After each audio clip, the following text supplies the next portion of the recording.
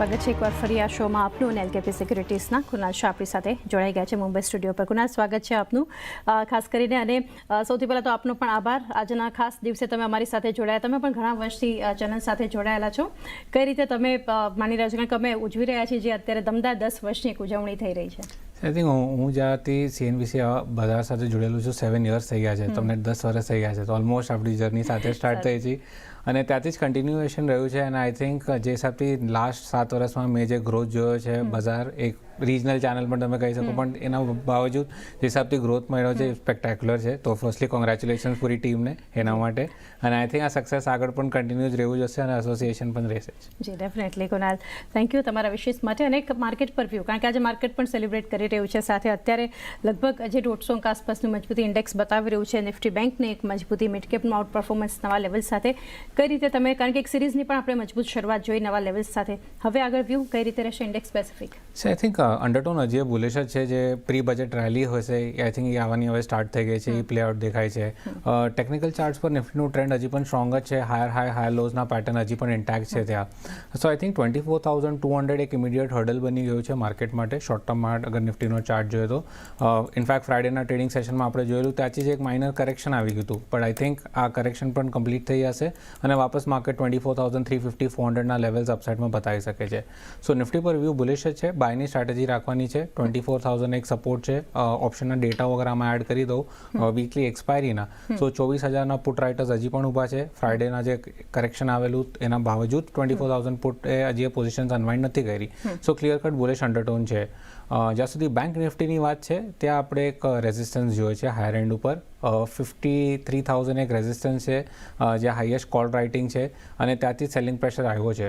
જે રીતે આપણે 53,000 ક્રોસ કરશું ફર્ધર શોર્ટ કવરિંગ આવશે અને માર્કેટ ત્યાંથી 53,600-800ના લેવલ્સ પણ દેખાડી શકે છે. સો કરંટ લેવલ્સ પર નિફ્ટી વધારે સ્ટ્રોંગ છે. નિફ્ટી બાય કરીને ચાલો. બેંક નિફ્ટી છે, વેટ એન્ડ વોચ છે. 52,800નું સ્પેસિફિક લેવલ કહીશ. અગર એ બ્રેકઆઉટ આપે છે તો એક બાય ટ્રિગર બની જાય છે. 52,400નો એક સ્ટોપ લોસ રાખો અને 53,500ના લેવલ્સ અપસાઇડમાં દેખાઈ શકે છે. ઓકે, તો કુનાલ, ઓપ્શન સ્ટ્રેટેજી પણ આજે તમે ઇન્ડેક્સ સ્પેસિફિક જ આપવા માંગશો? Yes, definitely. કારણ કે જે રીતે આપણે ડિસ્કસ કર્યું કે નિફ્ટી કાફી સ્ટ્રોંગ લાગે છે કમ્પેર ટુ બેંક નિફ્ટી, તો નિફ્ટી પર જ મારી બુલિશ સ્ટ્રેટેજી રહેશે. જે આપણે જોઈએ છે લાર્જ કેપ્સનો આઉટ પરફોર્મન્સ આવવાનું સ્ટાર્ટ થઈ ગયું છે. આઈટી જેને આજના ટ્રેડિંગ સેશનમાં એક મોટા આઉટ પરફોર્મર રહ્યો છે. FMCG વાપસ ફ્લેવરમાં આવી ગયું છે.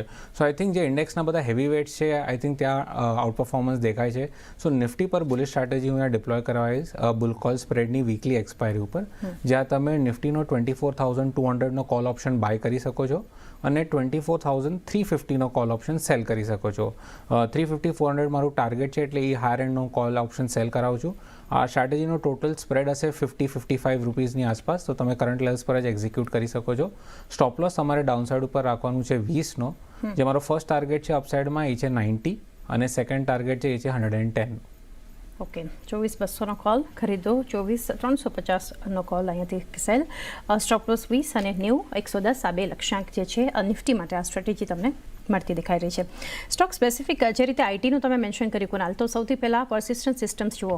F&O ગેઇનરમાં અત્યારે 52 વીક્સ હાઈ બનાવ્યા છે. લોંગ બિલ્ટઅપ સૌથી વધારે મજબૂત છે, 6%થી વધારેની તેજી છે. અન્ય કાઉન્ટર્સ પણ તમે જુઓ, બિરલા સોફ્ટ, OFSS જેવા શેર્સ છે. એટલે મિડ કેપ આઈટી અત્યારે વધારે સ્ટ્રોંગ પરફોર્મન્સ આપી રહ્યું છે. આમ તો વિપ્રો, ટેક મહિન્દ્રા જેવા શેર્સ પણ અત્યારે મજબૂત છે, પરંતુ આ સેક્ટર માટે ઓવરઓલ એક વ્યૂ લઈએ, કયા સ્ટોક પર પસંદગી? See I think overall IT as a સેક્ટરે લાસ્ટ 2 થી 3 ટ્રેડિંગ સેશનમાં એક આઉટ પરફોર્મન્સ આપ્યું છે. જે એક ઇમિડિયેટ રેઝિસ્ટન્સ હતું પૂરા આઈટી સેક્ટરને 35,000ની આસપાસ, એ રેઝિસ્ટન્સ નીકાળીને ત્યાંથી આપણે ફર્ધર મોમેન્ટમ બિલ્ટઅપ થતા સ્ટાર્ટ જોયું છે. સો આઈ થિંક આઈટી આગળ જતાં પણ સારું કરશે. હું સ્પેસિફિક મિડ કેપ આઈટીની વાત કરીશ, ત્યાં ફોકસ વધારે રાખવું જોઈએ. આઈ થિંક ઇઝીલી હજી પણ 10-20%ની અપસાઇડ બાકી છે મિડ કેપ આઈટી સ્પેસમાં.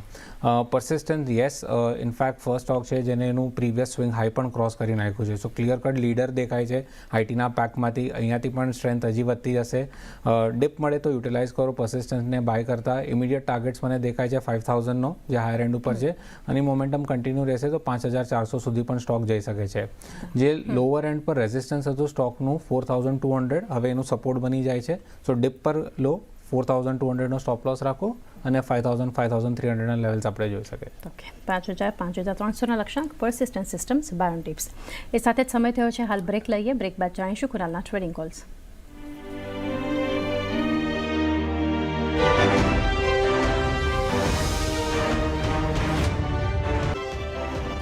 સ્વાગત છે એકવાર ફરી સીએનબીસી બજાર પર આપનું અને કુણાલ શાહ આપણી સાથે જોડાયેલા છે. કુણાલ, ટ્રેડિંગ કોલ્સ જાણીએ આપના. સી આઈ થિંક મોમેન્ટમ બહુ સ્ટ્રોંગ છે. અહીંયાથી એનર્જી સ્પેસ સારું લાગે છે. સો ત્યાંથી મારો ટોપ કોલ રહેશે એફએનઓ સ્પેસમાંથી આઈએક્સ. એક ક્લાસિકલ ફ્લેગ પેટર્નનો બ્રેકઆઉટ છે ટેકનિકલ ચાર્ટ્સ ઉપર.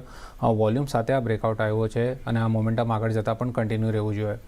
સો આઈએક્સ કરન્ટલી 188 187ના લેવલ્સની આસપાસ ચાલે છે, તો તમે કરંટ લેવલ્સથી જેને લોંગ કરી શકો છો. સ્ટોપ લોસ જે તમારે ડાઉનસાઇડ પર રાખવાનો છે એ છે 184નો. અપસાઇડમાં મારો પહેલો ટાર્ગેટ હશે એ છે 193 અને સેકન્ડ ટાર્ગેટ હશે 197નો. સો આઈએક્સ મોમેન્ટમ કન્ટિન્યુ રહેવું જોઈએ વોલ્યુમ બિલ્ટઅપ સાથે, પ્લસ એફએનઓમાં પણ આપણે લોંગ બિલ્ટઅપની પોઝિશન જોઈ છે જુલાઈના સિરીઝમાં. જે સેકન્ડ સ્ટોક મને બુલિશ સ્ટાન્સ પર લાગે છે એ છે chemical space. I think chemicals એક એવી એન્ટાયર સેક્ટર છે જે નેક્સ્ટ એટલીસ્ટ 10 થી 15 દિવસમાં મોમેન્ટમ બહુ ફાસ્ટ પિકઅપ કરશે અને ત્યાંથી મારો ટોપ પિક રહેશે એફએનઓના સ્પેસમાં દીપક નાઇટ્રેટ. સ્ટોક એક બ્રેકઆઉટ આપ્યો છે ડેલી ચાર્ટ ઉપર વોલ્યુમ સાથે. ટ્રેન્ડ કાફી સ્ટ્રોંગ છે. અગર હું લોંગ ટર્મ ચાર્ટ પણ જોઉં તો એક કપ એન્ડ હેન્ડલનો ફોર્મેશનનો બ્રેકઆઉટ આવી ગયો છે સ્ટોક ઉપર. 2600ની આસપાસ સ્ટોક કરન્ટલી ટ્રેડ કરે છે. એક રેન્જમાં તમે બાય કરશો તો બેટર છે. સ્ટોક ઓલરેડી 3.5-4%ની આસપાસ ઉપર છે. સો મારી રેન્જ હશે 2600ની આસપાસ તમને મળે તો બાય કરો. 2500નો નીચે સ્ટોપ લોસ રાખો, જેનું સ્ટ્રોંગ રેઝિસ્ટન્સ હતું, હવે જેનું સપોર્ટ બની ગયું છે. અને અપસાઇડમાં ફર્સ્ટ ટાર્ગેટ છે એ છે 2800નો અને સેકન્ડ ટાર્ગેટ છે એ છે 3000નો. આ 1 to 2 વીક્સનો કોલ હશે, બટ આઈ થિંક મોમેન્ટમ કાફી સ્ટ્રોંગ છે, તો એના પહેલાં પણ ટાર્ગેટ્સ આવી શકે છે. ઓકે, આઈએક્સ અને દીપક નાઇટ્રેટ આ બંને કાઉન્ટર્સ કુણાલ તરફથી અને લેવલ્સ તમારી સ્ક્રીન પર આવશે. એ સાથે કુણાલ સમય થયો છે રજા લઈએ. ડિસ્ક્લોઝર્સ આપના. આપણે જેટલા પણ સ્ટોક ડિસ્કસ કર્યા હશે મારા ક્લાયન્ટ્સને ડેફિનેટલી સજેસ્ટ કર્યા હશે. જે કુણાલ, આભાર આપનો અમારી સાથે તમે જોડાયા અને ખાસ વાયદા બજારના સંકેતો પર આજના ખાસ દિવસે ચર્ચા કરી. Thank you.